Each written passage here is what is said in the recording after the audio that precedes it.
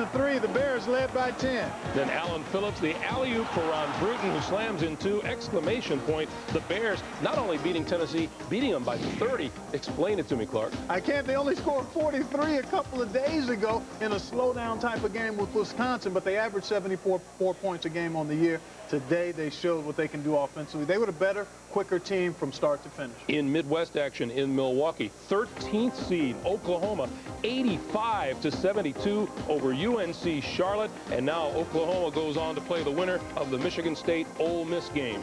In the East, in Boston, the Temple Owls jumped on top of Cincinnati and stayed there, 64-54. The Owls and John Chaney will now move on to East Rutherford, New Jersey on Friday and play the winner of the Purdue, Miami of Florida game. And earlier today, well, it's still a Duke Invitational until someone says otherwise. The top seed in the East, Duke Blue Devils, 97-56 over Tulsa, and they will play Southwest Missouri State in the Meadowlands on Friday. A timeout here. We have more to come for you right after this.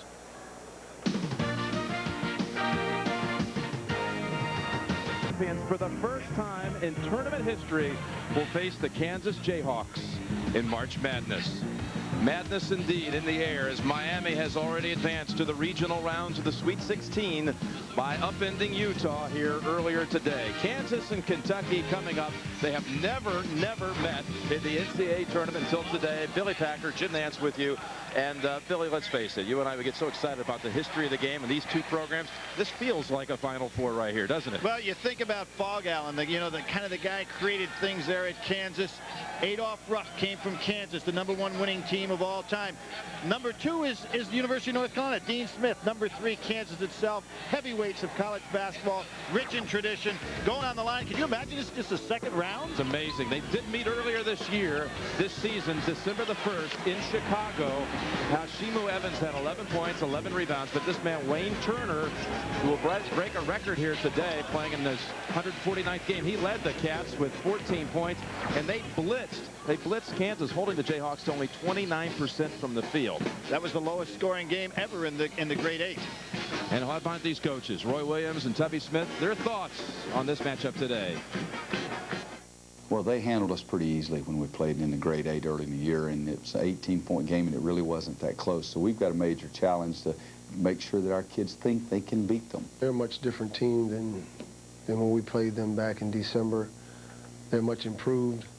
They seem to be much more physical, and that was probably one of the worst games that a Roy Williams coach team had played. We didn't play particularly well either, so it wasn't a very pretty game.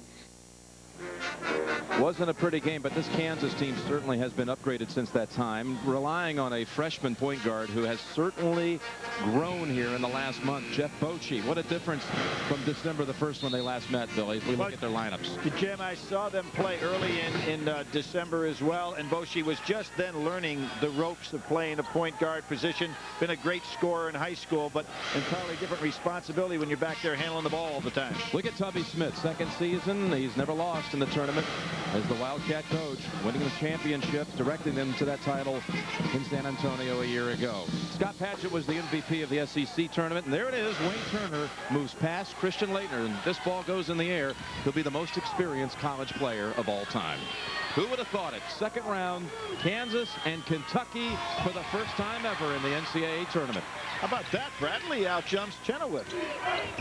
It'll be an interesting battle inside today between those two centers, both sophomores, Bradley and Chenoweth of Kansas. Here's Scott Padgett, loves this shot, in and out, and Chenoweth had position.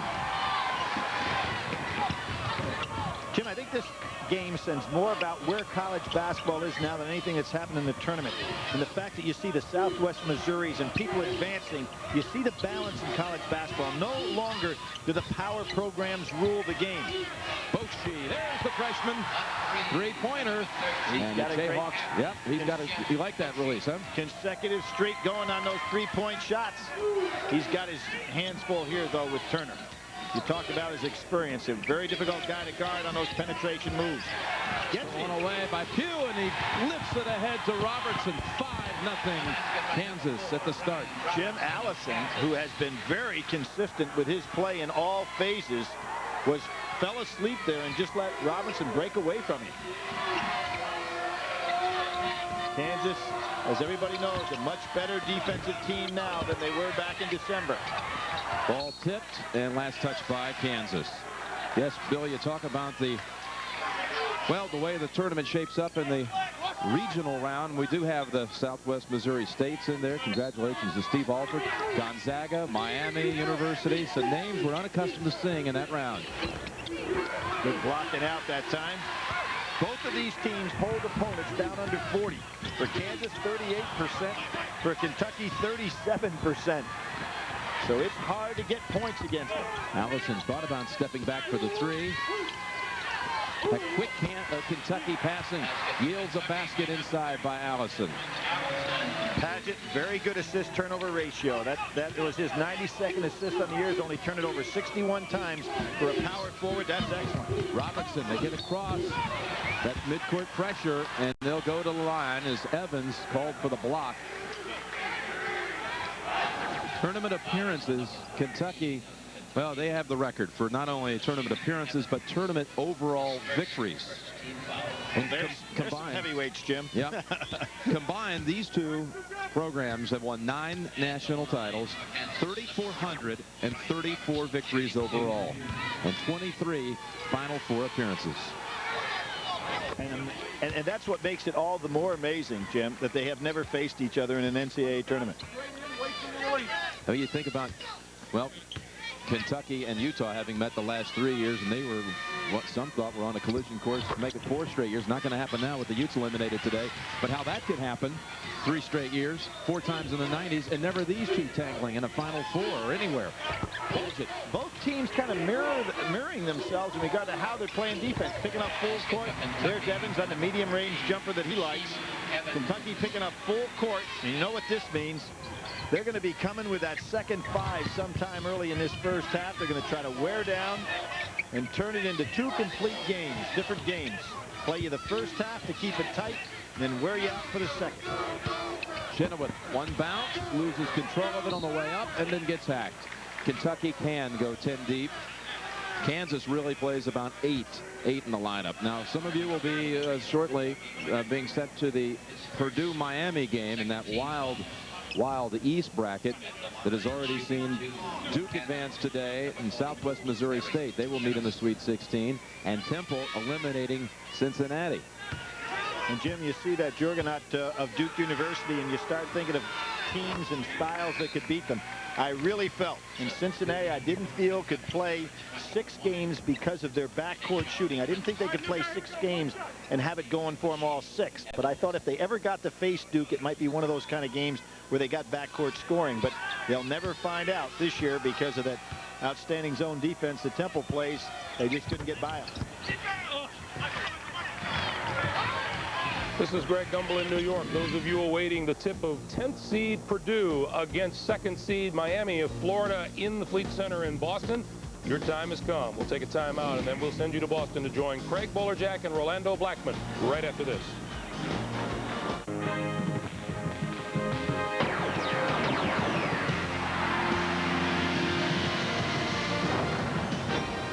The Fleet Center in Boston, 2nd round of the East region, and a trip to the Sweet 16 awaits the winner between Purdue and Miami.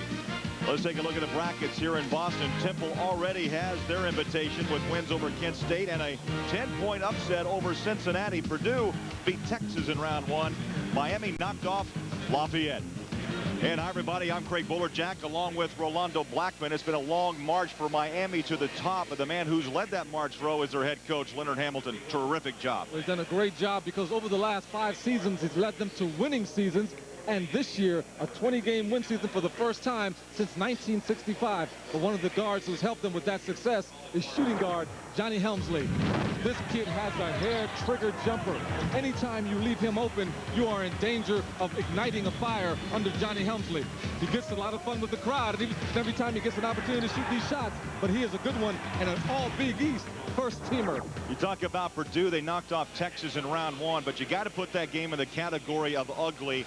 Rowe, the two teams combined for 35 turnovers. I'll tell you what, it was ugly to us, but I tell you ask Coach Gene Cady, and it wasn't ugly to him. He's led by a player by the name of Brian Cardinal. And I tell you what, Greg, he is a guy who leads all of college basketball in floor burns, as he's a scrappy and a very tough basketball player. He's a guy who does a great job for Purdue as an igniter, and he's also the all-time Purdue steals leader. He is a key to tonight's game. Well, the head coach of Purdue, Gene Cady, 19th season, making his 7th straight NCAA tournament appearance. And on the floor tonight for the Boilermakers, Cardinal, McQuay, Cornell, and the backcourt of Eldridge and Mayfield. Basically a 3-guard lineup for Purdue, and Cornell is second in Big Ten in 3-point field goals, nearly 3 a game. The head coach for Miami, we talked about him, Leonard Hamilton, 9th season, Big East Coach of the Year, making his 2nd straight NCAA tournament.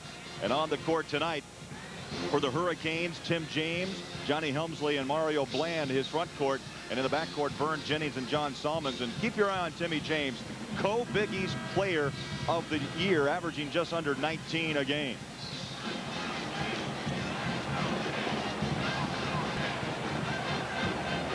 And the men in stripes today, Dick Cartmel, Duke Edsall, and Frank Bassoni. We're at the Fleet Center, Boston.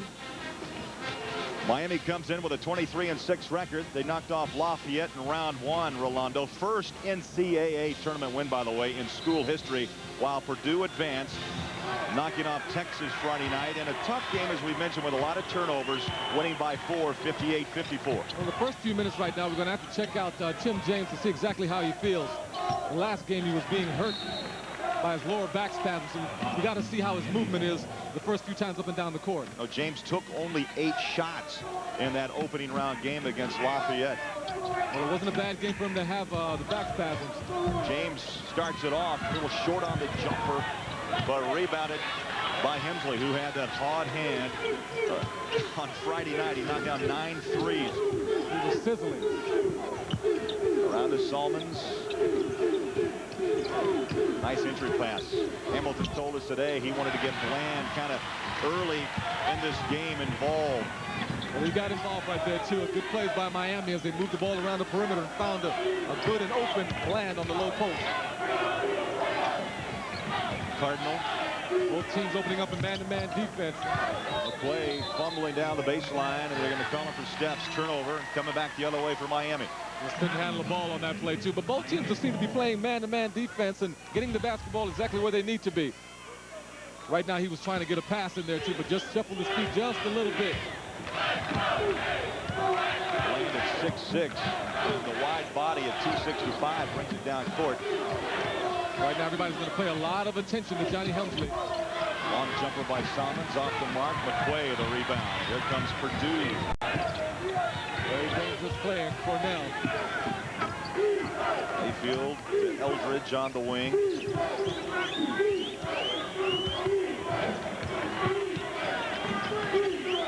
Bounce pass McQuay. A little soft jumper from 8 feet. You can see what a nice pass that is right there from Brian Cardinal coming right into McQuay. But also did a great job in the seal and the perfect pass right under the defensive arm. He's got a sweet shot, shooting 56% from the floor. And Purdue strikes first. We're up 2. Hamilton is doing a very good job on Johnny Helmsley. You can see he's not moving toward the ball as Helmsley keeping a face-to-face foot on him. James pots up for the 3 ball. Off the marks, and James starts off 0 for 2. Nice save as the big guy goes into the stand. Bland about 2 rows deep. They have a nice little advantage right now. Purdue does. Cornell the head fake. Beautiful shot by Cornell. Didn't even need Bland on defense on that time. Cornell had a big game against Texas on Friday night, 18 points in 39 minutes. Very, very dangerous. Purdue's leading scorer and a guy who can put the ball on the floor and take it right to the basket. Very good creator and catalyst for Purdue. Miami 0 for 5 to start this game. Jennings now misses the shot, 0 for 6. But James rebound. Hemsley head fake, but he pulled the pivot foot and a turnover. Miami's doing a great job of hustling. As Big Bland goes into the stands and gets the ball right over through it. No people in his way this time, too, so I guess everybody feels pretty safe. Bland will take an early seat in Dwayne Wembley, number 34 in. You can see Purdue starts the game 2 for 2, while Miami yet to find the bucket at 0 for 6. We got to find out how James is doing. You never know when you get hurt. You try to come back the next day, how your body's going to react. Timing may be just a little bit off. Now, he wore a back brace that we saw at shoot-around during those 1-hour shoot-arounds on Thursday. There was some concern, but they checked him out today and things look good. Cardinal, nice dump off, baseline. Shot wouldn't go for McQuay. And here comes Miami, still looking for their first bucket. Brian Cardinal, though, such an excellent passer. Not a good pass right there by Jennings.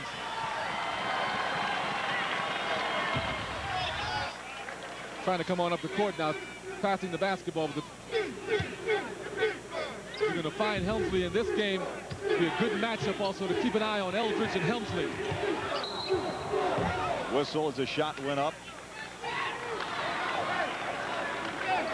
Got a foul on Allen Eldridge right now, trying to guard Helmsley.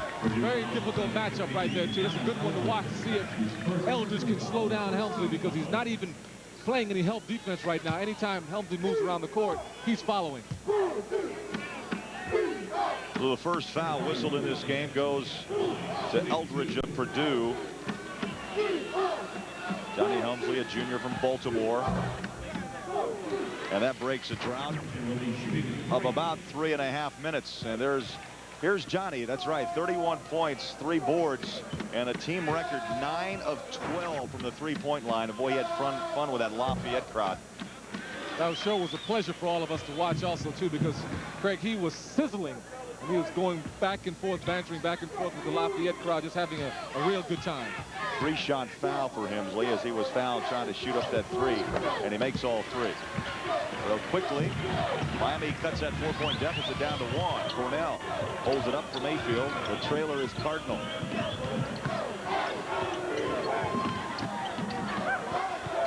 Up top, Cardinal, top of the key, Eldridge. On the wing, drives on Jennings, and a whistle. This is going to be a very good matchup, though, because we have some nice experienced guards in Eldridge. Going basket, he's very, very strong and takes off very, very quickly.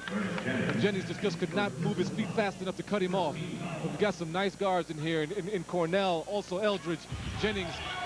We've got out very, very good players. Cornell from long range. Last touched by Miami. Purdue basketball. 16:28 to go, first half, and Purdue leads 4-3. Very interesting to the size of the players in this game. Everybody seems to be around the 6'7", 6'8", 6'8" mode. Not too big of players. McQuay backs in. From behind was James. Wembley also in the vicinity. And the foul, I believe, on Wembley. Emmy Award winner John Larroquette returns to television as Royal Payne, an innkeeper with an attitude. Don't miss the series premiere of Payne. Special guest star Chuck Norris, Monday after Raymond, right here on CBS. Wembley picks up his first, and McQuay at the line. Rattles in his 3rd point. McQuay sure did a good job in the last game against Texas, though, as he was in there commanding in the low post, making up shots, and also getting an opportunity to rebound for his team. An essential part of the Purdue win. James pulls down the rebound. Jennings to James, and he hits. Excellent communication between teammates right there, too. You can hear James saying, back, back, back.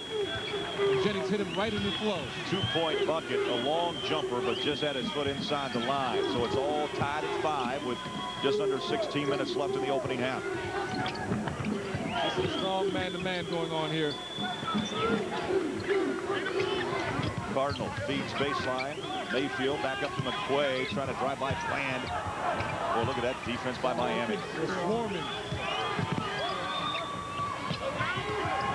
6 on the shot, 5-4. Cardinal swings up a right. Oh, Baker!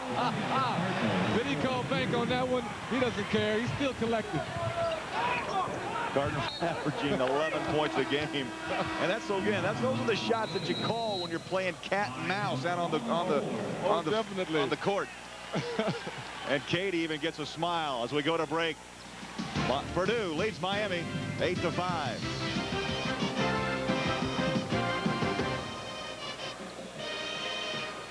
all the information of college basketball. Bland waits for the pass, couldn't get the easy layup. Here comes Purdue. That was a nice pass by James on that play. Found Bland completely open. Ooh, hard fall along the far side. Some great hustle. Even though Miami is I guess 1 for 9 right now, their defense is keeping them in it. He tries to get the steal, the super hustles. He tries to get that ball. Vern Jennings out of College Park, Georgia. Woo, boy, Craig, I guess when you're young, you can bang down on the ground like that and jump right back up and still play. Hey, Ro, I saw you wince. 1 for 9 is Miami to start this game. As long as they continue to play the strong defense that which they're playing. Mayfield caught up in the lane. Boy, and he knocked down Bland and called for the charge. That's why you can struggle, though, Greg. You're 1 for 9 right now, not getting their shots in and not coordinated on offense. When you continue to give yourself another opportunity over and over again on defense, as Miami has, it's the mark of a very good team. 15 minutes ago in the opening half, Purdue by 3. That's the first foul. Whistle on Mayfield. Here comes Jennings. Looking for Hemsley, the cutter. Salmon's up top, but Hemsley all over the court. Pops it, gets it, 2. That was an excellent shot. He had to really work on that play. And you know what? Eldridge played some great defense on that play. Miami now 2 for 10 from the floor, but they only trail by 1.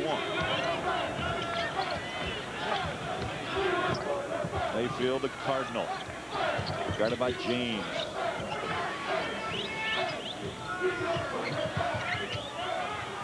Cornell, short, Bland, good position. McQuay wanted a little push-off, didn't get it, and Jennings brings it down on the wing.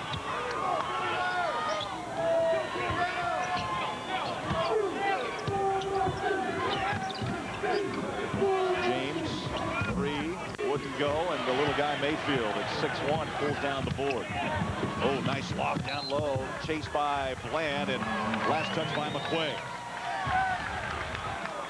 Watch this beautiful play by Helmsley. He runs the baseline with hot pursuit of Helmsley. Quick hair trigger jumper, and it's off. Baby, if you're not there in time, I'm going to let it fly. Well, you were a catch-and-shoot kind of guy. You just can't teach that. Not at all. Just like that, too. And I'll tell you what, you get a great opportunity to put some points on the board if you can do that with consistency, as Helmsley has shown us that he can. Bland out top to Jennings. 15 on the shot.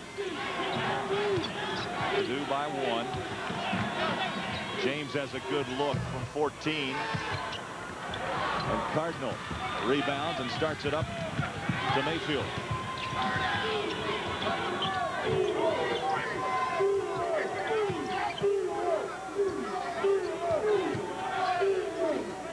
.20 on the shot clock. Eldridge wants the long-range shot, and he was way long.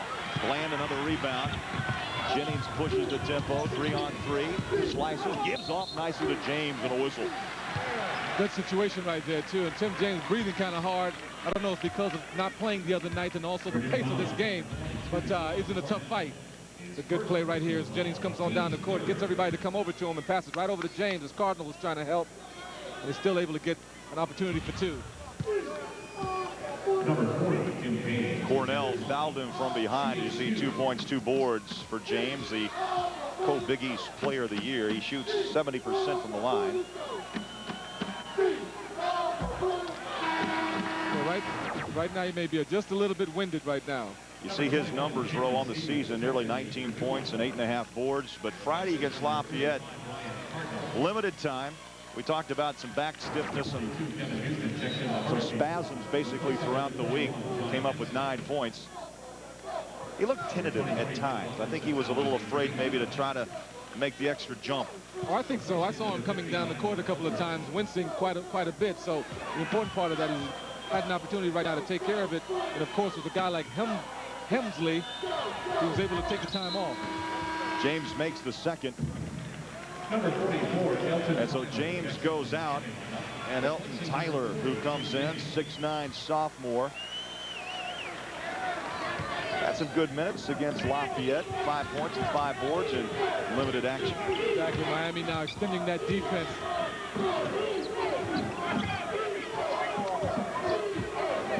Tied at 8. Mayfield feeds inside. Stevens got the bucket. That's an excellent pass. That just shows Shows you when you have your head turned, you do not see the ball coming across the lane. Easy layup by Stevens. Just checked in. He's got that inside-outside ability, and right there he shows you what he can do inside. Bland pops the jumper, a little bit strong. Follows his own rebound. Kicks it out top for a three. Jennings missed. Bland goes, keeps it alive. 5 rebounds for Bland. Jennings feeds Bland, double team. Now Jennings in the lane. Soft and hits. Nice passing right there on the interior. Give and goes. Jennings is doing a great job of not taking any more dribbles and putting the ball up right where he was. That's his first bucket of this region here in the East. He was 0 for 5 against Lafayette. Well, McQuaid doing a good job also as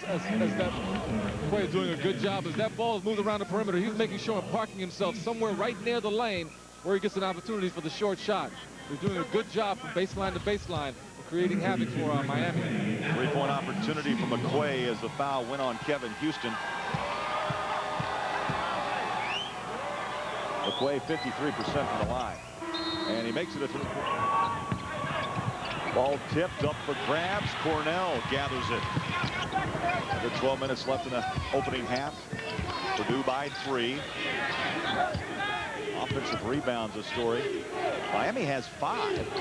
And Purdue yet to get an offensive board, but still with that 3-point lead. McQuaid, jump shot. Another but net. The other thing about this, Craig, what I see is that Purdue's doing a very good job simply because they have some very good guards. We keep talking about guard play and being able to set your teammates up and put them in position to score. Baseline, Houston battles. Tyler tried to tip. Bland comes into the picture in the paint. He tips it and is pulled down by Purdue. Nice interior defense right there by Purdue.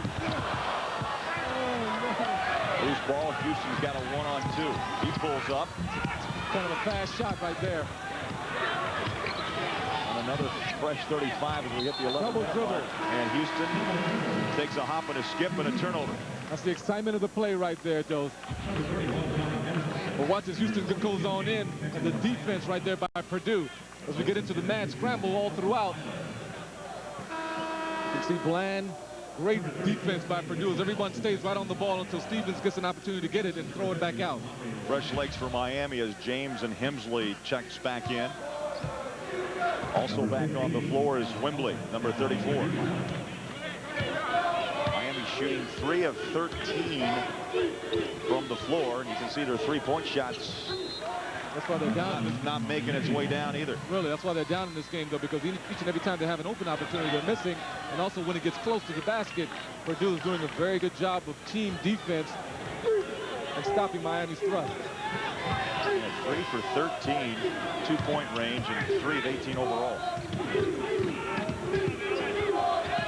Jennings into James, slides down the lane. Stevens played good defense. Excellent play right there by Stevens. Nice, very, very good timing on James. He had the inside position, but made up for it quickly. Cornell puts the ball on the floor, slapped away. Jennings, great hands, and it was last touch then as Cornell lost it. He touched it, and it's going to be Miami basketball. Now watch this now, going right on in, but Stevens is taking his time, timing the play, keeping the body control, not getting on top of James, getting the block. Very good play right there by Stevens. Not picking up the foul and still getting a good block. 6 turnovers now on Purdue.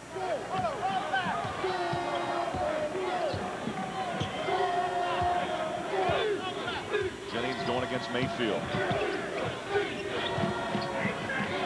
Out to James, who's been held to 3 points halfway through the first half. Salmon's kick. And a 3-second violation before Jennings could get the shot off. Now as the ball was moved around the perimeter too, Wembley thought the shot was going to go up, and Jennings held it, but he was in there parked just a little bit too long. Now the 4th turnover whistled on Miami. Mayfield will walk it up across midcourt. Picked up by Jennings. Now Eldridge swings it wide. Oh, nice pass inside Robinson. He's battled against Salmons, and tough shot. You can see that nice interior attack, though, that Purdue is employing. They're really looking for each other, especially right down the low post. 7-0 run for Purdue as Robinson gets his first bucket. 17-10. Eldridge is doing a very good job also on Hemsley. Salmons takes it strong, count it, and he'll have a 3-point opportunity. That's an excellent play right there. Everybody was playing some strong man-to-man defense. Everybody had their back turned, not seeing the ball. And Salmons took a great opportunity to take the ball right to the basket. Robinson picks up his first. That's a good heads up, though, by the freshman. Being able to see exactly what the opportunity he had and took it right to the basket. John Salmons at the line. Salmons will shoot one. Pretty good free throw shooter at just under 72%. And a 3-point play. Miami down by 4. Out to Robinson. McQuay. McQuay trying to post up. Good defense by Miami, though. Oh, stepped on over and back to Stevens. Stevens stepped right on the line, but just good overplay defense that time by Miami. Knocked everybody off the block, wasn't able to get the ball there, and also around the perimeter. Good pressure. 7 turnovers for Purdue as Cardinal will check back in. And out goes number 21, Cameron Stevens.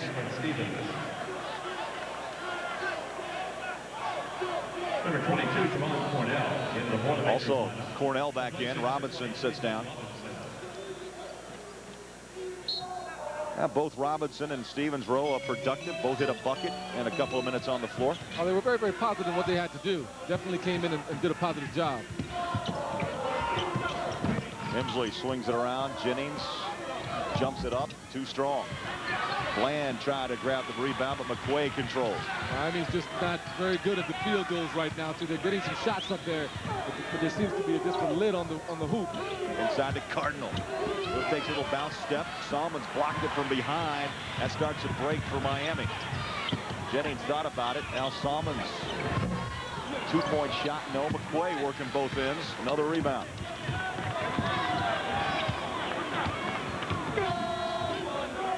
Emsley, who had that hot hand, Rolando, only 1 field goal attempt so far in this game. No shot. Brian Cardinal setting up right at the low post is very good. You can see now he beats Bland, but Salmons comes right over and gets the block, negating Brian Cardinal on that attempt. Good team defense right there. You've got to be able to gang defense if you're going to stop Purdue on the interior. Foul goes to Vernon Jennings, his second. Both coaches freely substituting here as Herkoff checks in, number 11.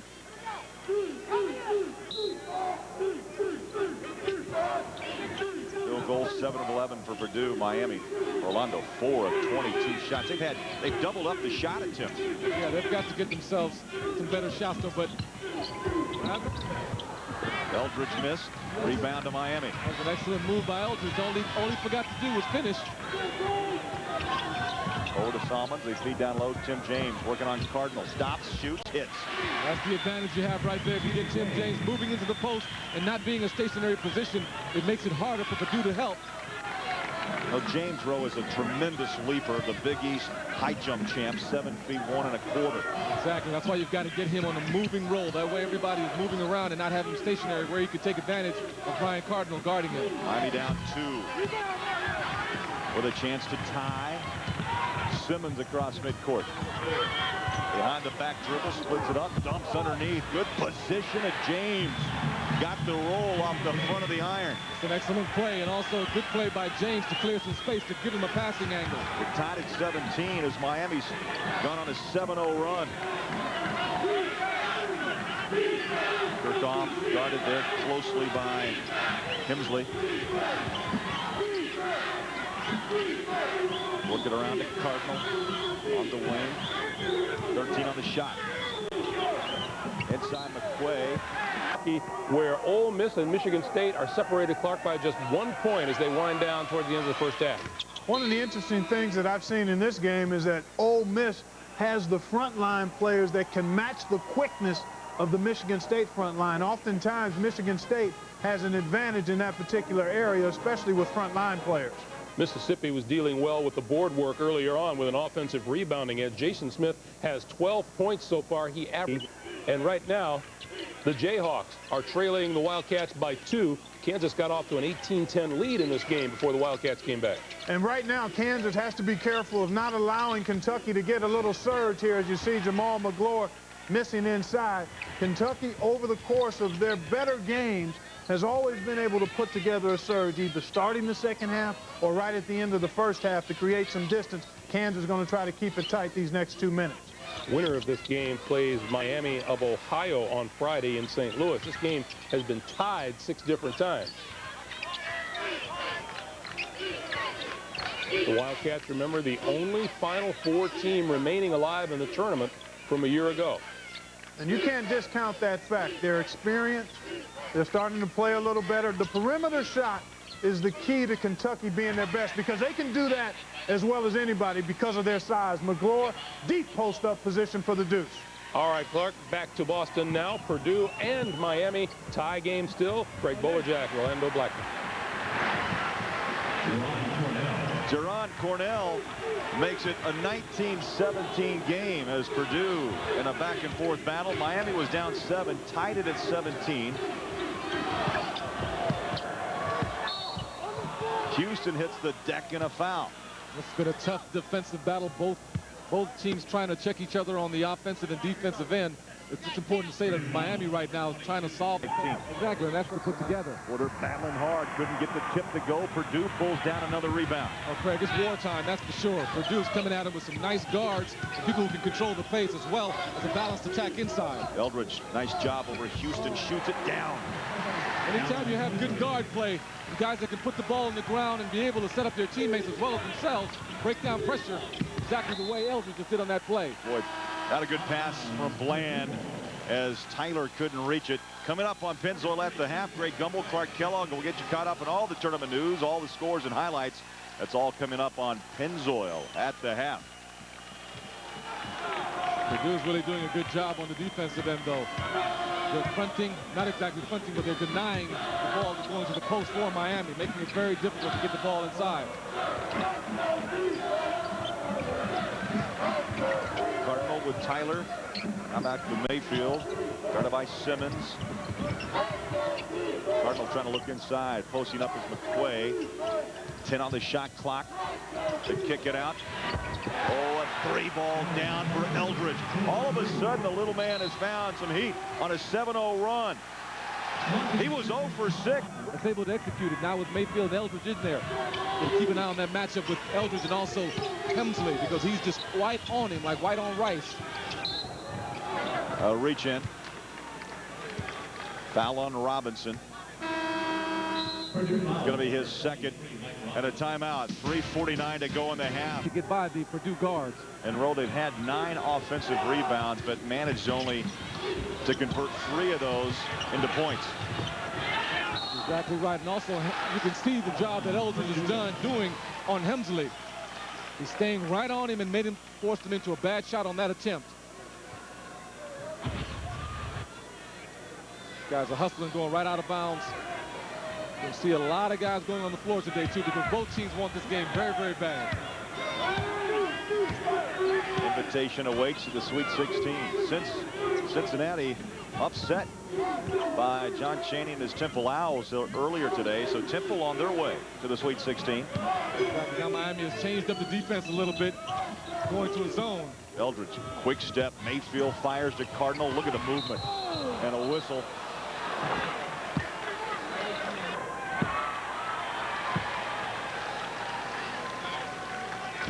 Miami's trying to change things up and shake things up a little bit. Instead of playing the man-to-man, decided to change up and go into a zone. But they're moving the basketball so well with the good passing and good cutting, and Smith was able to cut right through it and get an opportunity for that 2-pointer.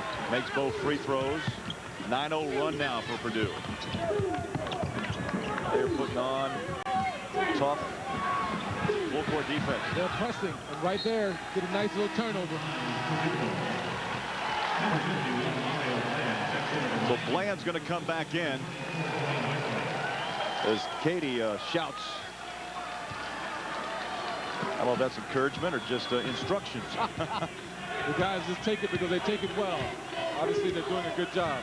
9-0 run over the last 4:15, and that was the 8th turnover force by Purdue.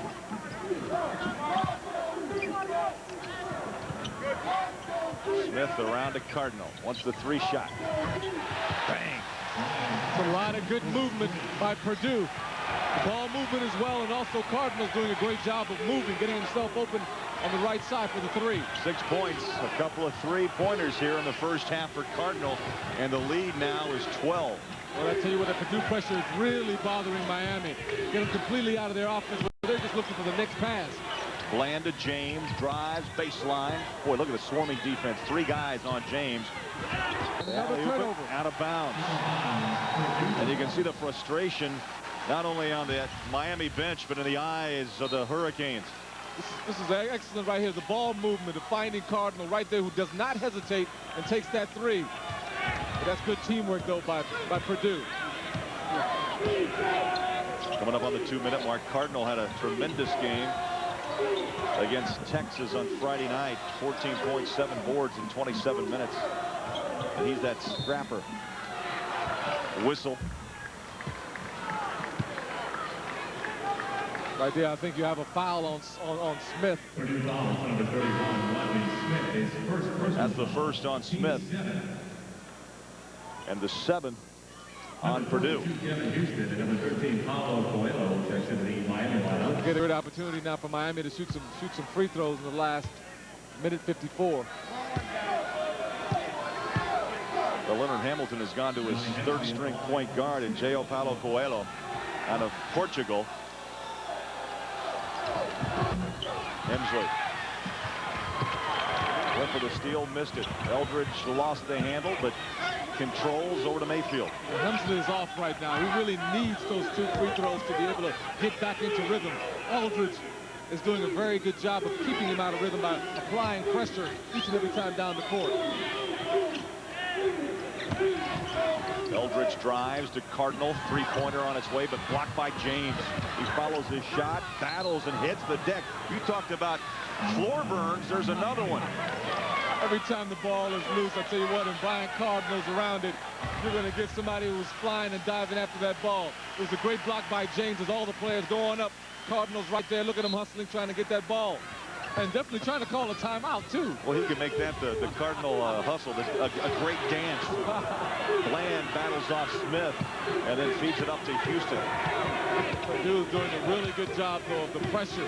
Right now, it's taking Miami out of anything that they want to get accomplished. Hemsley fires it up, wouldn't go. James flies in with a rebound, soft touch jumper, no. Tip try, no. Here comes Smith on the break. And he walked. McQuay said, oh, I got that good-looking shot, and I picked up the foot. I'll tell you what, you got Mayfield right there running the right side. He's saying, give me the ball. You got 2 big men with Smith handling and McQuay on the left side. Therefore, you get a travel. Give that ball to the guard, big guys, and fill those lanes. And Rolando, Miami has missed their last 7 shots. It's the pressure. Look at the pressure they're applying right now. Wallow can't even get the ball across half court. Stolen. Cardinal had it. Houston brings it back. Hemsley dishes it up. No. Followed by Houston. No. Cardinal. Yes. We are wearing Miami out on those plays, too. The hustle plays and all trying to get that ball. And Gene Cady is lighting it up over on the sideline. Boy, despite that 12-point lead, he is still barking. Well, look at the hustle by Cardinal. Yeah, he's the Bill Lambier of the Big Ten. You think he still can get a steal right here diving on the floor. Boy, I tell you what, this guy stays on the floor. Does a great job of hustling, though. That sparks your basketball team when you see him acting that way. Time for a data bank. Most 3-point field goals in an NCAA tournament game. We were treated to a big show by Hemsley on Friday night. Hemsley could not miss as he knocked down 9. Freddie Banks and Jeff Fryer. Fryer the leader there. But 9 threes made by Hemsley on Friday. You know something, when you're so close to an NCAA record like that, I mean, do you stay in or don't you stay in to try to get that record? Well, Miami now has missed their last 9 shots, Rolando. They have not scored in the last 7:09. All of it is Purdue also. All of it is Purdue. They are taking them completely out of what they want to do. Miami's going to have to respond in the second half. With better plays and better movement. Cardinal wants the 3. Got it just before the buzzer went off. Oh, what a way to end the half. Cardinal hit 3 threes in that half. 9 points, and Purdue leads 32-17. They ended the half on a 15-0 run, and Miami Rowe did not score over the last 7:41 at that half. Fantastic plays by Purdue as their defense has just been stifling to Miami. Let's go courtside. Shooting when they needed it and dominated action in the paint. There you see Lamont Barnes finishing inside. And then Quincy Wadley heating up, buries the 3 from long range to give the Owls a 47-35 lead. At that point, John Chaney knocked out of the tournament by Cincinnati in 95 and 96. He returns the favor today, 64-54. In the Midwest at the Bradley Center in Milwaukee, Oklahoma knocks off UNC Charlotte 85-72. Heads were spinning in Milwaukee. Oklahoma out of the gates running. Here you take a look. Penetration by Johnson inside to Ryan Humphrey. 7-3 early for the Sooners. Second half, 49ers trying to make a run. Galen Young, coast to coast. Watch the acceleration down the lane and the slam. But Oklahoma always had an answer. One of my favorite names in all of college hoops, Eduardo Nahara. Doing work. Another double-double for him. Kelvin Sampson came into this tournament 0-5 as a head coach. His team's won 2 in a row now, and he's headed to Sweet 16. Oklahoma winner 85-72. At the Charlotte Coliseum in the East, Southwest Missouri State continues to roll. The 12th seed Bears over Tennessee 81-51. Well, the cheerleaders know what's in store in the game. I don't know, Ron Bruton with a pass, slams it in for 2. The Bears are up early. Ron Bruton again, this time going to get the alley-oop pass from Allen Phillips. They were quicker, better, and stronger all game long. And then from outside, Paul Morantz gets this 3 from the corner to give Southwest Missouri State a 30-point win, 81-51. The Bears move on to play Duke. Speaking of Duke, earlier today in the East, the Blue Devils just rolled over Tulsa. The Golden Hurricane falling 97-56. Trajan Langdon played for the first time in 4 games after missing Friday's game with injury. William Avery from downtown, and then Langdon again. Tremendous outside shooter. They can do anything you want done on the basketball court. Can the Blue Devils. Good spacing. Nice take by Carrawell. And Duke will move on to the Meadowlands on Friday to play Southwest Missouri State. We'll take a pause here, and the road to the Final Four will continue. Underway, 41-38 in the first minute and a half of the second half. Let's join Jim Nance and Billy Patrick. Another turnover for Kansas. They let an 8-point lead slip away in the first half. And now Kentucky with a 3-point lead just a minute into the second half here in New Orleans. So she's getting an education here. When you get by these guys on the press, you got to start setting up in your half-court set. He tries to break for the big play all the time. Just not effective against experienced players like Kentucky has on the floor. Bradley comes out of around, bounds, but no, he traveled. He traveled. A lot of nice low post moves by Bradley. Ole Miss with a 3-point lead over the 1 seed in this Midwest bracket at halftime. There's Bradford showing a touch from the outside. We didn't see that when he was young. And how about Purdue 15 ahead of Miami at halftime. Again, that East bracket could have only 1 team ranked into the regional round. Duke, the #1 in 3 non-top 25 teams at the Meadowlands, and Purdue holds on.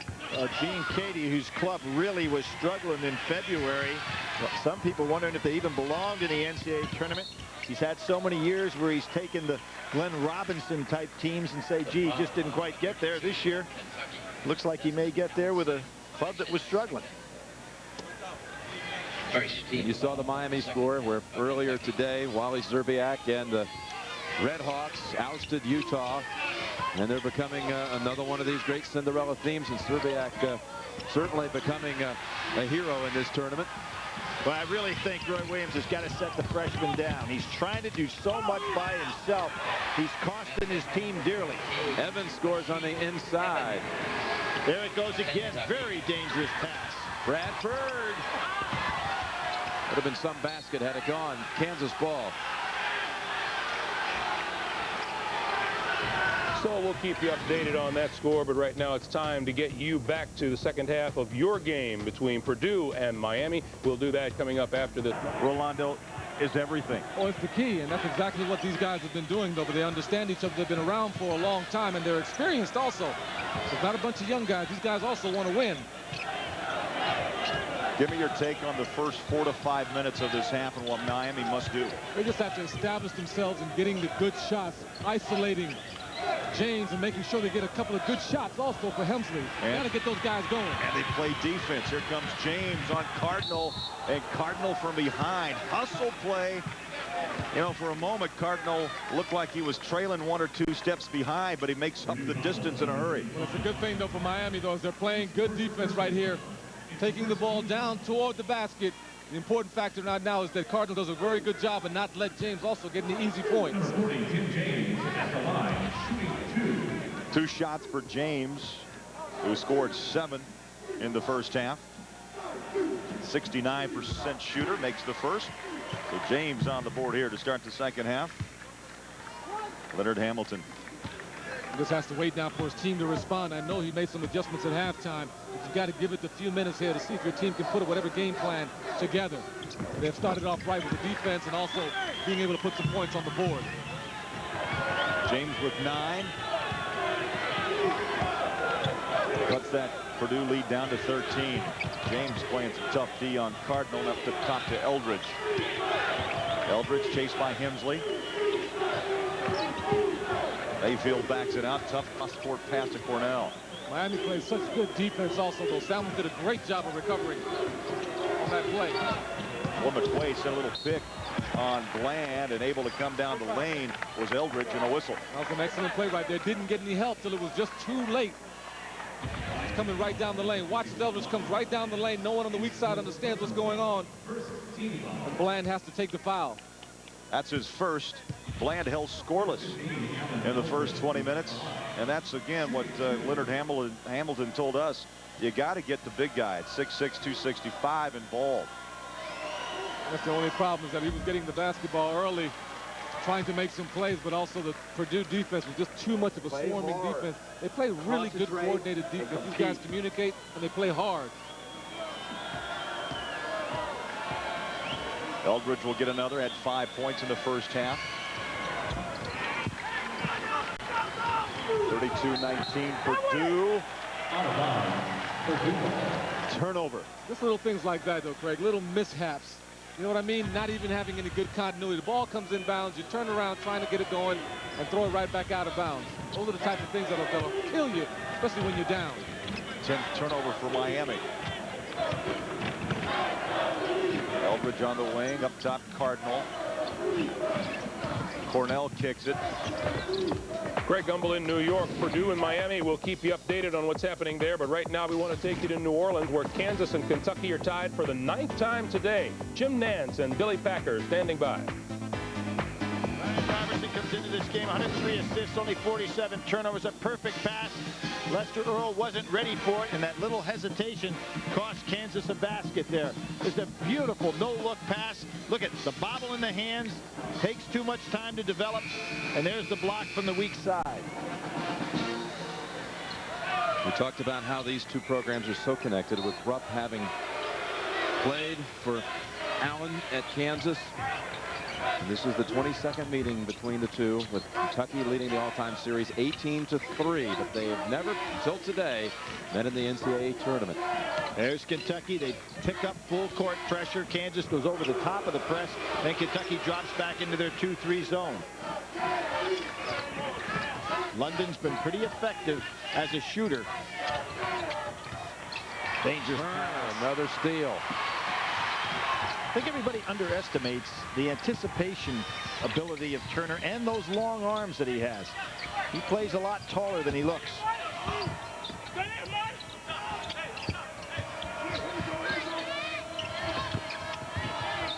Nice patience by Kentucky, getting the extra pass. Paget, there's the extra pass in McGlure. They call it a tie-up situation, a Kansas ball. Good job inside by Kansas, and that was well executed by Kentucky. One of the things that's kind of surprising, Jim, is that the Kentucky players realizing that McGlory does not have the quickest feet or the best hands, sometimes make those interior passes a little bit too tough for him to handle. As long as he has space so that he can operate, he's okay. There's a hard time in that kind of situation. You saw on the scores there that Michigan State starts the second half ablaze and has taken the lead by 4 over Ole Miss after being down 3 at halftime. A lot of experience on that team. That's the difference right now down the stretch. You see these freshmen making some mistakes. Michigan State, led by a guy like Cleaves, understands how to play. London three-pointer. Padgett. Boy, Evans can finish. Oh, did he ever? He took off as he ran by us. You could feel the breeze in there.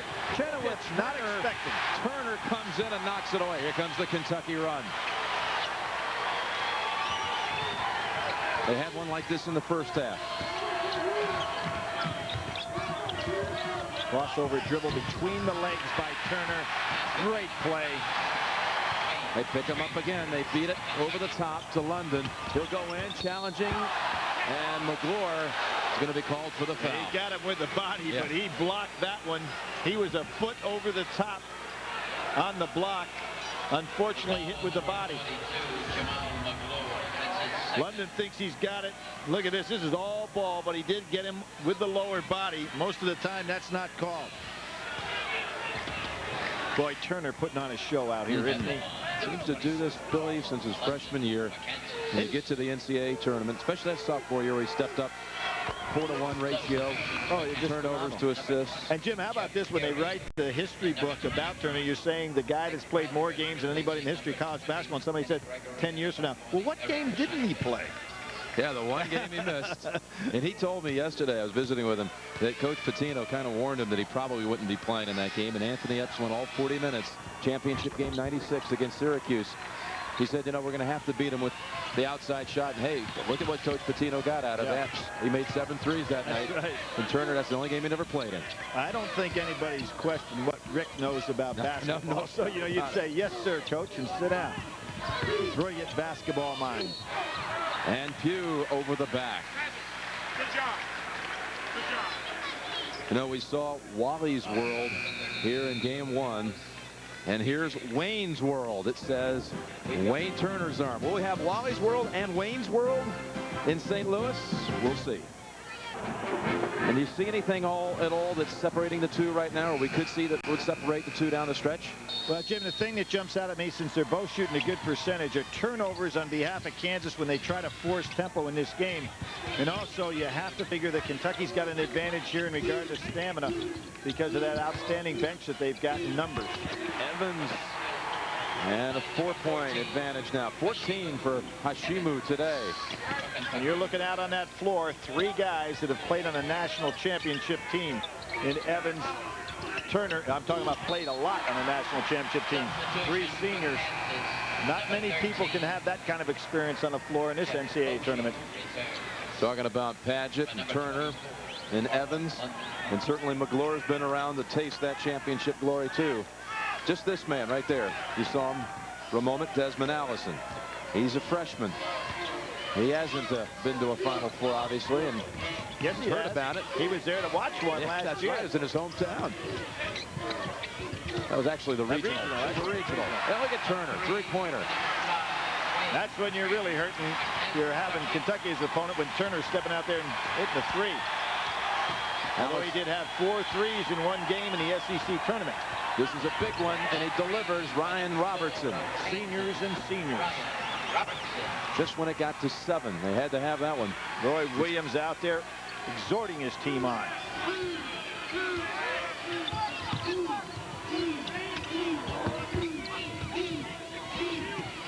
Underneath Evans, blocked by Chenoweth. No call on the play. A lot of body on that one.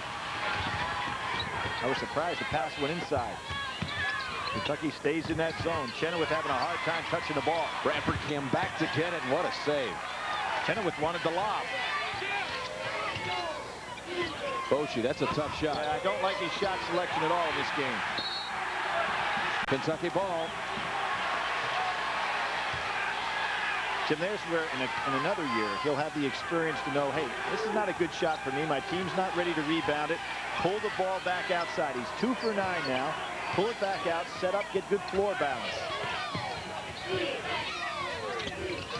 There's a lob off Evans and off the backboard, and here come the Jayhawks down 4. If you're Tubby Smith, you say, I don't want McGlure making point guard passes. Robertson again. Hit this time. He'll shoot 3. All right, the Midwest bracket for the regional. We know Oklahoma is set. We've got a 10 and a 13.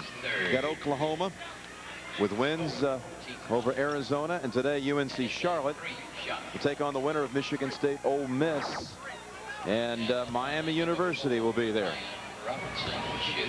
4 of 4 at the line. Jim, you know something that in reading about Kentucky, that's kind of an amazing thing to me when you think of the incredible history, and you've been talking so much about it.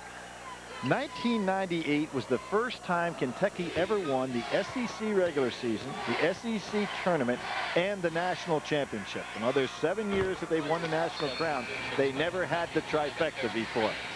So Tubby Smith really setting the mark there. Can't do much better than that, other than to go undefeated. This year, second in their division behind Tennessee, which was ousted today. Not just ousted, slammed by Southwest Missouri State by 30. Tennessee finished ahead of Kentucky in that division, that Eastern Division. Here's Allison. We were talking about his attendance last year in Tampa. That's his hometown. Side of this year's Final Four, of course, in St. Pete. He was there to watch Kentucky beat Duke in the regional final last year. Nice pull down by Pugh. Got that little rest that he needed. This run, Billy, right here could give him the lead. Boshi, 2 for 10 now. Just can't hit it. But that was a good shot. Oh, an illegal screen by Allison down inside. That's a big turnover in a game like this. Kind of an unnecessary screen. Tonight on CBS, in Alaska, the only thing better than finding oil is not finding oil still polluting the state 10 years after the Exxon Valdez. That's tonight on 60 Minutes. Well, I just liked a great coaching thing that happened right there on the floor. Roy Williams directed all his attention to this young man right here, telling him, hey, keep in there and fire up those shots. You want to give confidence to a guy who's having an off day. Teddy Dupay yesterday for Florida was having all kinds of shooting problems. He stuck with it, and you know he can shoot the ball, and eventually he started hitting it. Robertson and Kansas with 9 unanswered, just when Kentucky had its largest lead of 7. There's a senior that doesn't want to play his last game today. 20 points for Ryan Robertson. And I don't mean he doesn't want to play this one. He doesn't want this to be his last one. He's played on Kansas teams with more talent and more promise and more expectations, but they never got to the Final Four in Ryan's first 3 years. Absolutely. When you start thinking about the best teams of the 90s with Pierce and LaFrance, you have to think that Kansas was right up in there, but they did not win a national championship team with them. They were #1 seeds the last 2 years, yep. Kansas. That's 4 on Bradford. Gregory in for Kansas. Boy, if you're Gregory, you just want to contain Turner. Don't try to steal the ball from him. Prince, 3. He likes that shot. And a Kansas run that could be added to. They've got a 5-on-4 here. Boshi, is this the time? Nope. Boy, he just cannot get one to fall. Chenoweth fights for it and loses control of it out of bounds. Boy, that's 2 wide open jumpers for the freshman. Big shots.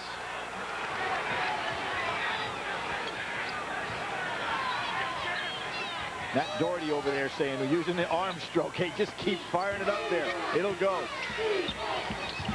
Trying to give him the will. What's happened to Kentucky here on this 9-0 run? They've made some mistakes away from the ball, Jim. Really haven't, you know, they've turned the ball over without getting shots.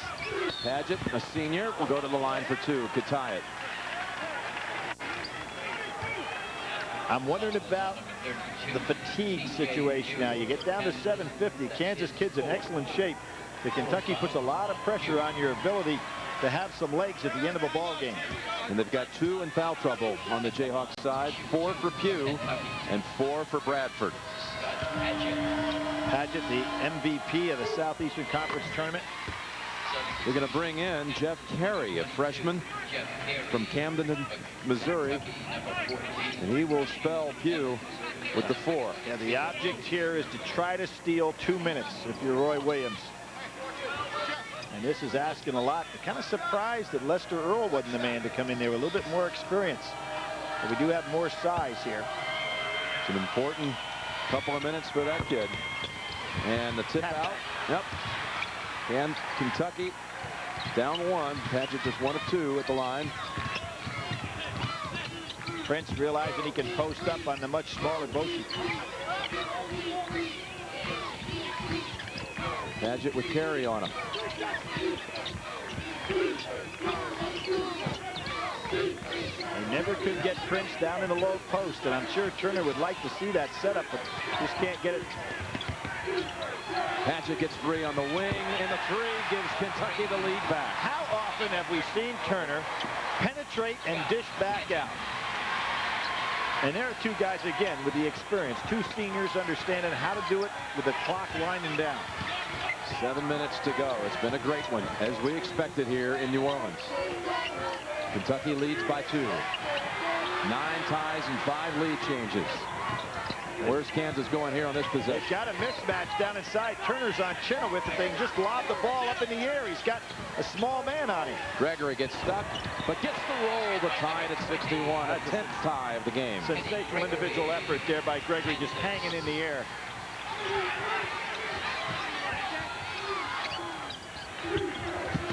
Penetrating again, and he lost his footing. Good defensive job by Boshi and stopping that penetration. Boy, Turner and Andre Miller are 2 of the toughest guys to stop in college basketball with that penetration. All tied with 6:29 remaining. In New York, Kansas and Kentucky tied at 61. We'll get you back there in a moment. But first, let's tell you what's happening in Boston. Purdue had a 32-17 halftime lead, and it is now a bit tighter than that, Clark, at 43-36. Well, Miami's done a much better job, Greg, of squeezing the orange. They had, I think, 10 turnovers at the half, only 12 total right now, and they've really dominated the backboards. And as a result, they're right back in it with a chance now to cut this 7-point deficit to possibly 5, maybe 4. Miami has been misfiring dreadfully from behind the three-point line with 0 for 8 shooting. Looked like Vernon Jennings got inside. Now they're within 5. And speaking of shooting, Purdue has done a fine job of creating good shots, and they're hitting half of them at this point. The defensive pressure has really picked up for Miami. Brian Cardinal from deep. Brian Cardinal now with 12 points, and all of them on three-pointers. Turnover for the Canes, a chance for Purdue to get it to double digits. It's like Brian Cardinal again.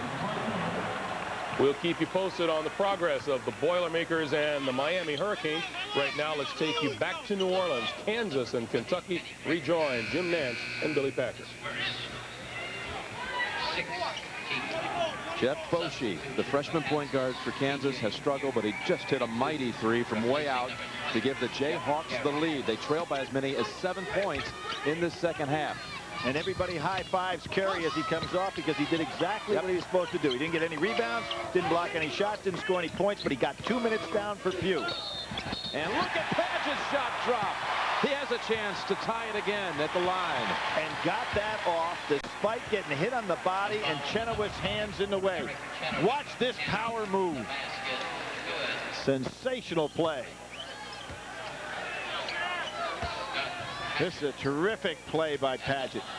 The young man who almost eliminated his career at the University of Kentucky after his first year, not paying attention to academics, and now is an outstanding student. High game. Well, 2 different ways to get three-point shots. A freshman from outside downtown and a senior on a drive. Gregory can lead. That's going to be intentional. Oh, boy.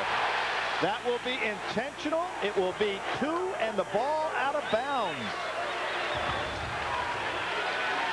See McGlure not playing for it at all. His instincts are to keep that guy from scoring. Very dangerous play. Almost could have been flagrant. McGlory has been a walking collision today. That one was intentional, not called flagrant, however. So he will stay in the game. There'll be 2 shots and the ball out of bounds for Kansas. What a huge moment. 5:29. That's all that's left. So we have, in effect, an overtime session plus a half minute, and Kansas gets to begin this stretch with the 2 free throws, the first one down and possession. Give Gregory some credit for, you know, when you get hammered to the ground like that, your body's not all together right away.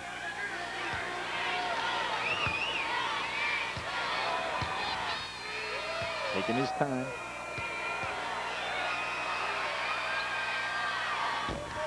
Oh, he really delivered, didn't he? Got the most out of the rim on that one. And that you was, know, he's looking back at McGlory to say, hey, take that.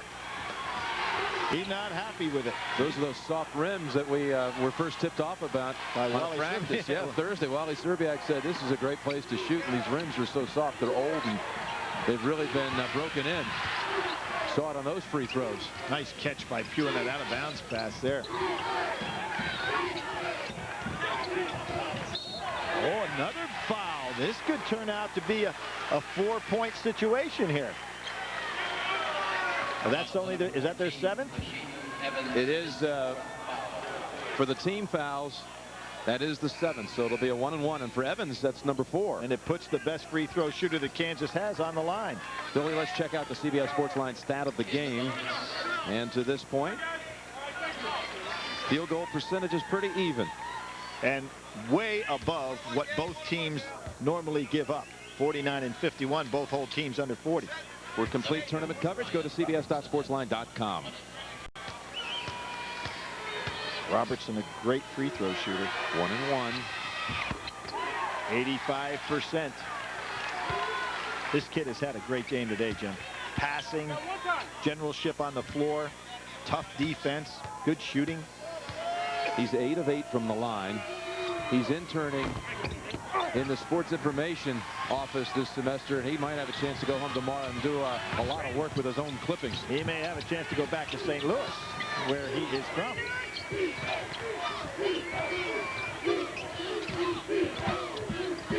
Three-point Jayhawk lead. 5 minutes left in the game. Will Turner penetrate and look to kick out? He doesn't have his normal shooters out here with him now. Pageant's the guy he'd love to do that with. There it is. There's the play. Turner takes it instead. And look at this form. Sensational. He and Pageant were hooked up for the penetration and kick out, but he took it himself. The 12th tie of this game.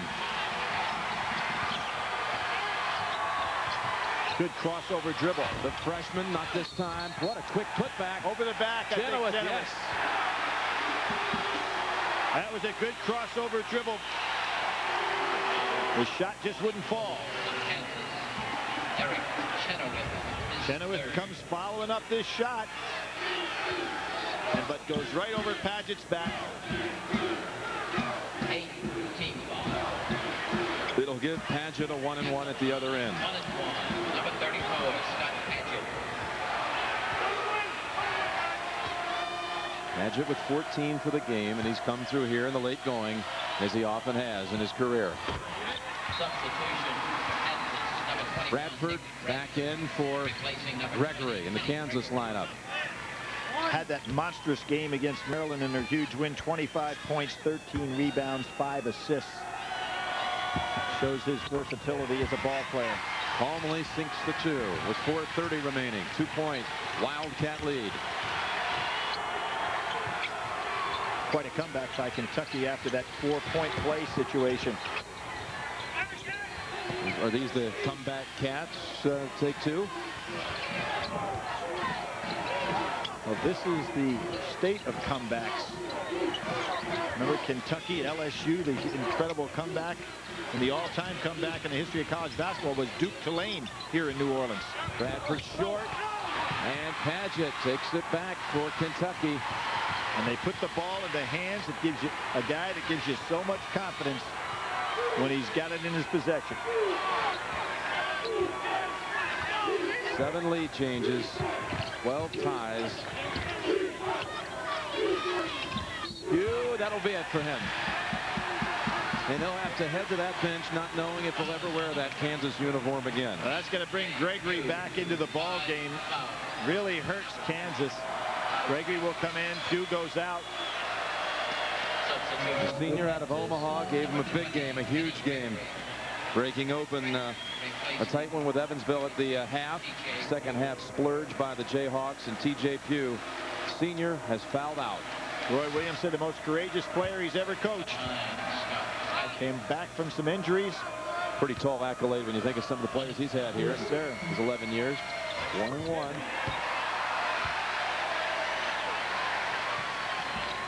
right, one shot. One shot.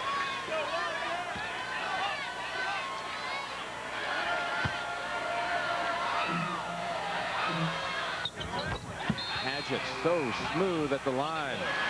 A 7-point Kentucky run, and the Wildcats have regained. A 7-point Kentucky run has given them the lead by 4. Vance Billy Packer, Bonnie Bernstein here. All right, Billy. Well, what I think Kansas better be prepared for is Kentucky's press right here. See if they come out after them to try to pick them up full court and shock them a little bit. Instead, they do drop back. I thought they might pick them up full court, try to turn the ball over quickly, but Kansas probably spent most of that time out getting strategy for the shot. Half court set man-to-man by Kentucky. Ryan Robertson will shoot 3 again for the second time in this game. And he thought he had the basket as well. He thought he could tie it with one trip. Excellent follow through on the shot, even though he got hit. The 4th on Allison. Tonight on CBS begins with 60 Minutes. Then it's Touched by an Angel and the CBS Sunday movie Replacing Dad, starring Mary McDonnell and Tippi Hedren tonight on CBS. They'll shoot 3 here. Trying to advance another team from the Big 12 into the Sweet 16. And hey, how about the committee? Kudos to the committee. The last team in was Oklahoma, the 13th seed, the at-large team with the worst seed, Oklahoma. And they're into the Sweet 16. Yeah, Purdue was pretty far down that line. 10. A lot of people thought they may not get in. Boy, he and Paget have just been pure from that foul line. Again, going back to the experience of the seniors. And he has a career high now. Robertson with 24 in a reach-around foul on Bradford.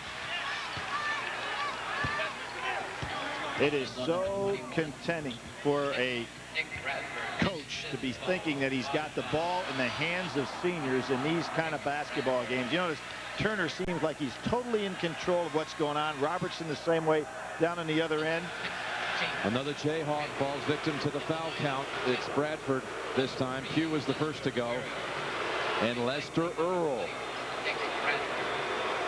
Not winning any popularity contests here in New Orleans.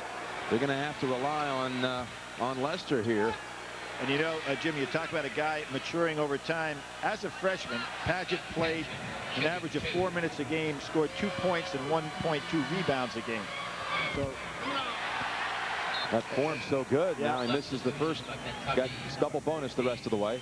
He had 28 points his first year as a player at Kentucky. Right. Total. Not in a game, total. It's pretty good talent ahead of him on that team, though. Second one rattles in. 2-point lead. Kind of surprised Kentucky didn't pick up full court after that made shot, just to throw Kansas off track a little bit. Kentucky has brought back Evans with his 4 fouls. We approach 3 minutes to go. Paget now playing Robertson. Boshi for the lead. The freshman does it again. You said it, Billy. Just keep shooting, and he has shot his way out of that slump that he was experiencing for 3/4 of this game. At 9 in the second half. Kid's got a lot of guts. And he's been asked to guard Turner during this set, too. Paget. Oh, there's a push by, was that Earl trying to run through Turner? But this is not all bad.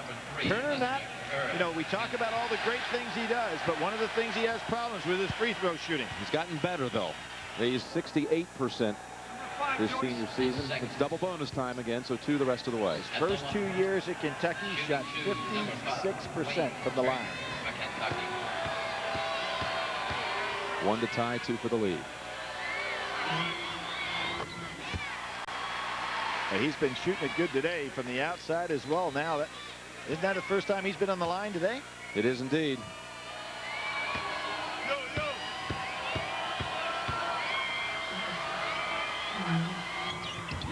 Kentucky back in front, and a timeout called by the Wildcats with 2:40 remaining. 17-0. Kentucky beat them. Okay, 2 of Auburn's losses, a team that has advanced to a regional, were against Kentucky. Maryland came in 10-0. They're moving to a regional. Kentucky beat them as well. That was the schedule, not for some reason ranked the hardest in the country. I don't know how it couldn't have been, though. Good switch by Evans. He's now on Robertson. Nobody guarding him here. He's got a shot. Again, adds to his career high. It's a 3 for a 2-point lead. Brent Lester with a fine screen, and when he picked off Evans, who had already made the switch, there was nobody to pick him up.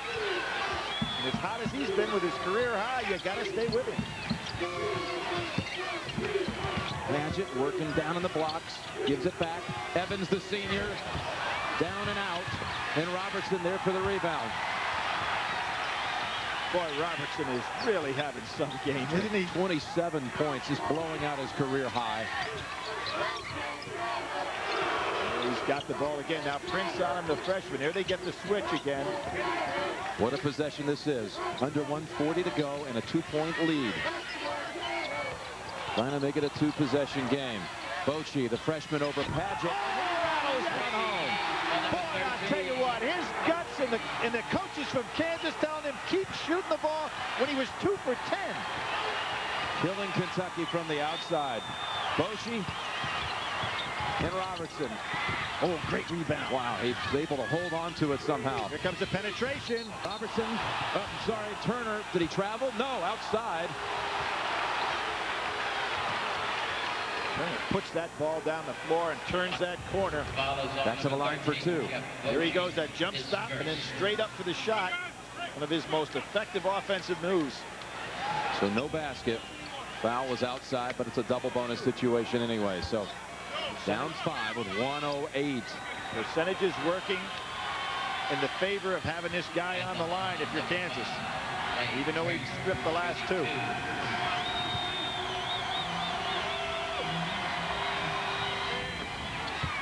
Substitution for Kansas. Number 24, London, replacing Lester. And here you see London coming in for offensive and ball handling purposes. And again, Jim, I was really surprised Kentucky didn't press on a made free throw the last few times. Maybe you just turn one over. Let's see what happens here. Well, I think it's great. I think that Tubby did exactly what I expected him to do a few possessions ago, and that is pick up full court. A pass, gets it over to London. They're not over the 10-second line yet. 3 seconds, and they get it apart across with 2 to spare. Can Robertson do anything else for his team? Saved them right there. They were in some serious trouble. With the lead by 3 and possession. 45 to play. Which team will advance to St. Louis? 7 on the shot clock. She tries to cross over, takes a very difficult shot. And all Kentucky underneath. A 3 to tie. They don't have to have it now, Billy. No, it's much too early to just think 3. Get the penetration from Turner and the kick out if necessary. There's the drive and the put up. McClure gets it back. What an effort. Backstops Padgett. He'll take the 3 to tie it. Oh, boy. Can't happen. How about Shepard? You think of Shepard? You think of last year? This is it. No timeouts. Well, I'd get the ball in Robertson's hands. I really would. 7 seconds. Game on the line. Will the champs beat the throne right here? Robertson over to Gregory. Overtime. It's only fitting. We go into overtime.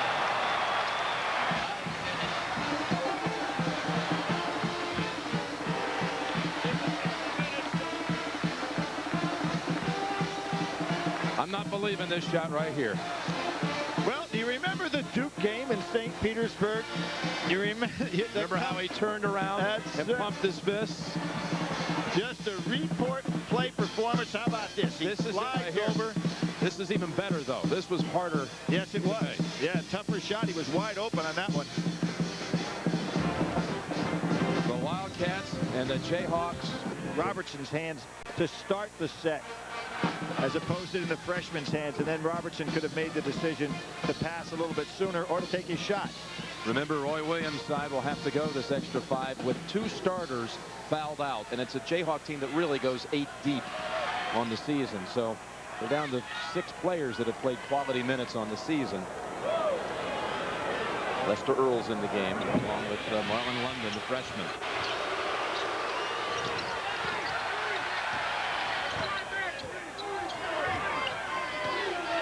I bet you for these players, they feel like they've been out here for a week. You know what? London too strong. And McGlure. Taya McGlure made a huge play on that Padgett 3 just to keep him alive. They were able to see. He sure did. And then also that shouldn't go unnoticed. You know? Presence of mind to get it back out to the right guy. There's where he does have trouble. In traffic, catching the ball. Kentucky started this overtime period in his zone. Kansas State's right with their man-to-man. Boy, has Roy Williams done a tremendous job getting this young team into a tough defensive squad. Padgett again. Got Padgett taken over. That's a 2, though, not a 3. Got Padgett now with 25 points. Now London and Robertson, the 2 best scorers that they've got out here from the outside against this zone. Lester Earl. Where's he going inside? McGlure. Turner stops at the stripe. Freezes the defense. And Prince, the freshman, presence of mind to bring it back out. You think Kansas could be a little tired to get beat on the boards here? Chenoweth, that's going to be on Padgett. And give London some credit for blocking Padgett out, so they gave Chenoweth a clear shot at the basket. The foul on number 34. It's a second on Padgett. You know, I think of so many programs that have had guys that have graduated, and then the next year the remnants. I think of Ralph Sampson moving on, and the '84 team for Virginia. Yeah, Virginia moving on. This is these kids from Kansas been told, well, you know, you had your best shot in 96, 97, 98. So 1-1 at the line for Chenoweth, who has not scored since halftime. And let's face it, Billy. It's a bracket that's got a lot of interesting ingredients to it when you throw in Miami and the underdog and Wally Szczerbiak and his outstanding play here. You got the 1 seed Michigan State that's been pulling away here in the late going against Ole Miss. You have, well, you've got Oklahoma, 13th seed, the last team to get in is alive. And, you know, either one of these teams capable of winning here and going on and winning 2 at the regional. Well, everybody knocking the Big 12. They could have up 2 teams in that region. Oklahoma and Kansas. There's Turner wanting to take it over the top of a smaller man. And Kentucky staying in that zone. Bushi breaking to the outside. He's got the jumper. Yep, over Chenoweth's screen. Didn't allow the rebound to Padgett. 2-point lead and possession for the Wildcats. Boy, it's Turner. It's just, you know, he's saying I'm fresher than you are and going right by everybody. That was on Bochi. His second. So that means, again, we're in the double bonus, and it'll be double bonus on the other side, too, the rest of the way. You can sense the legs of Kansas not quite where they were at the start of this second half. So they are a little weary right now. And Turner getting stronger by the second. You remember when they stepped up to the line for the first time? Recall how we were saying he had shaky years at the free throw line. He's 5 of 5 today, and they've all been here in the late going.